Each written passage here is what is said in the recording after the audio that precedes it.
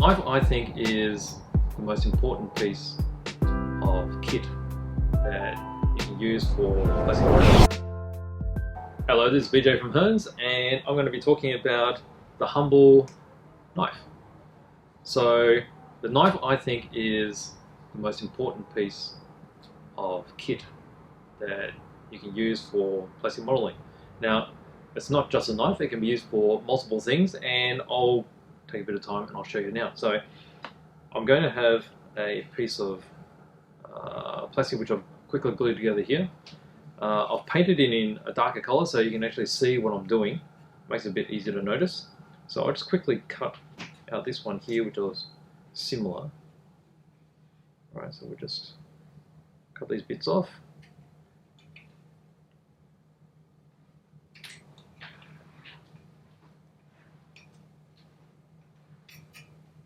Like so. And generally when I'm side cutting these sort of parts off the sprue, I'll cut it away from the piece because that'll be cleaned up at a later stage. Okay, so I've got that over here.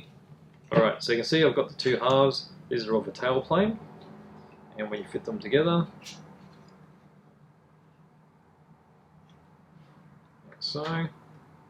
Okay, so this you just glue with some liquid cement along here, glue it all up, and after it's been glued up, it'll look like this one here, which I've organised before.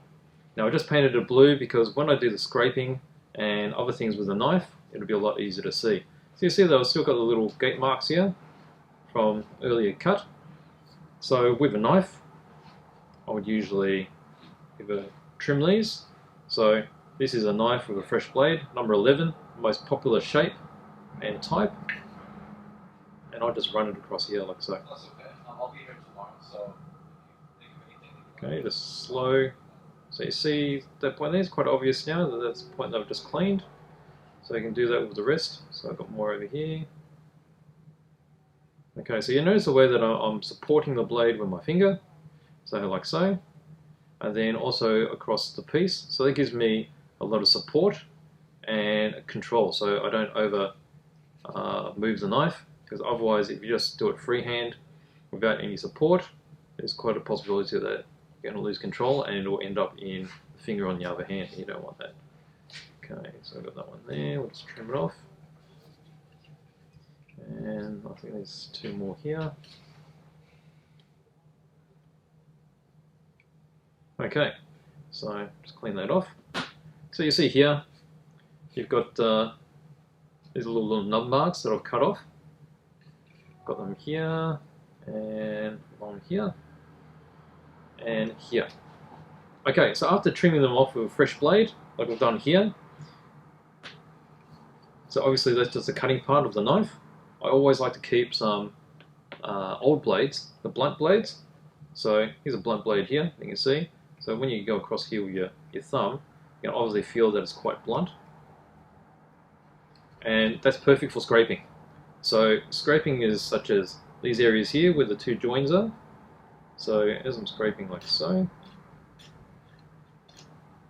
Now the advantage of having a blunt blade is it's not going to skip across the surface. With a really sharp blade, they tend to move up and down like this and it'll leave ridges.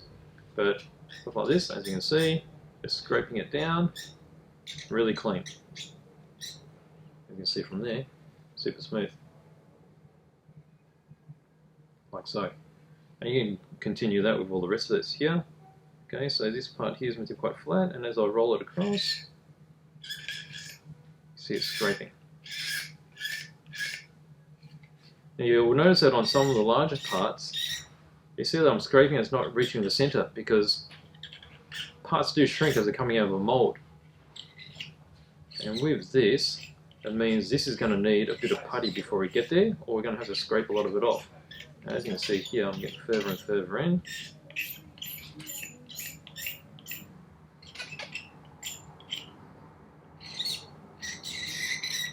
Alright, so it's going to need a bit of putty to complete that. Alright, so let's clean it up a bit.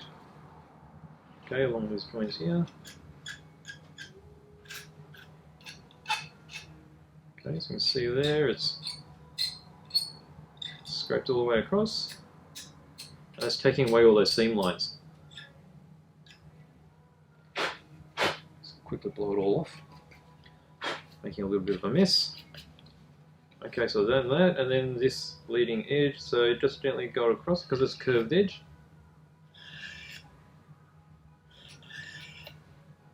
Because if you do too much, you'll be taking off some of this detail, and we don't want to take all the detail off, we just want to make sure we don't have that seam there. You might just see there's a little bit of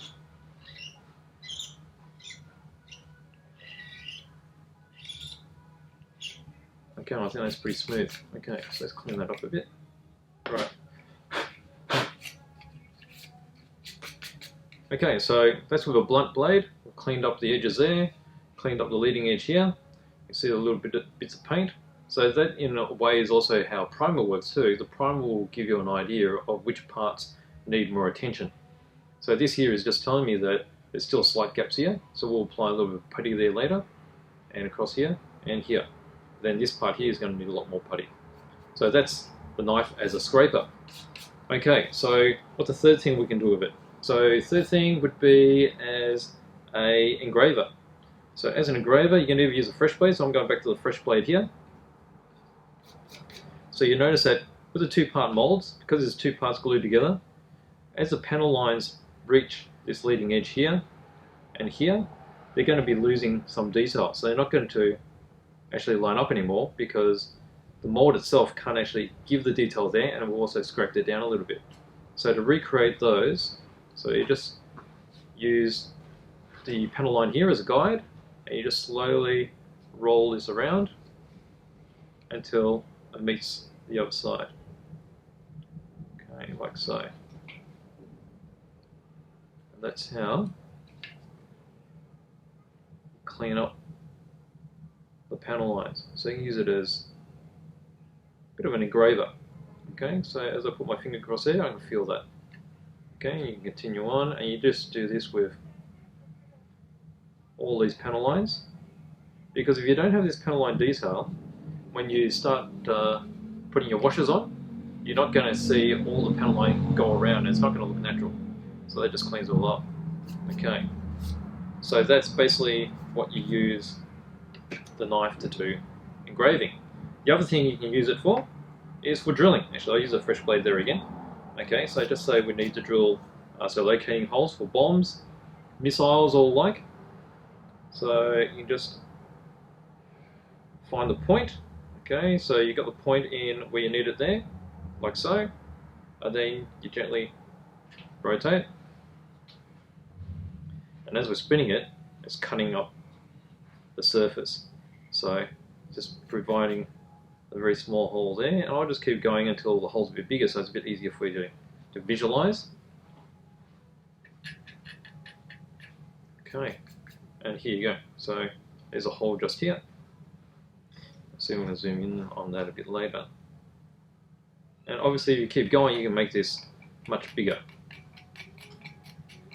Now drilling with a knife is not going to be as smooth as a drill, but I mean if you have nothing else, then this works perfectly well. So as you can see, that's probably about a 2.5mm to 3mm hole already, and it's reasonably smooth. The only thing is it's going to be tapered, so the top bit's going to be a bit broader than the bottom bit. But for all intensive purposes, if it's just for locating parts, that's all you need. Okay, so that's the drill part of the blade. Now another useful method of using the handles is as a pin vise. So pin vise, it's got the hex part in the center there, which grips onto the blade. So they're always in a cross. So it also grips onto a drill bit very easily too. So it only takes small drill bits, so it's not going to fit everything. But for small bits, and just say you don't have a pin vise, I mean that's very easy. So best way to use these is start off with a pilot hole. So just even a mark from a sharp blade. Okay, let's just do it here. Okay, pop in the blade, and then just create a small pilot, like so. And that just helps the drill bit sit without moving around. And then you apply rotating motion like this. and the pin vise will slowly be cutting through, and that's through already. And there you go. So that's as a pin vise. Okay. Now that's not the only method of using. We're going to do some puttying, so it's also great as a putty spatula. Okay, so old blade again, you don't need to use a fresh blade. Got some putty here, just on the end, just like so. It's probably going to be easier to see on here. So you see this part here, just scrape it along like this. Spreads, and then as a spatula you just drag it across and it's nice and smooth. Like so. Continue here.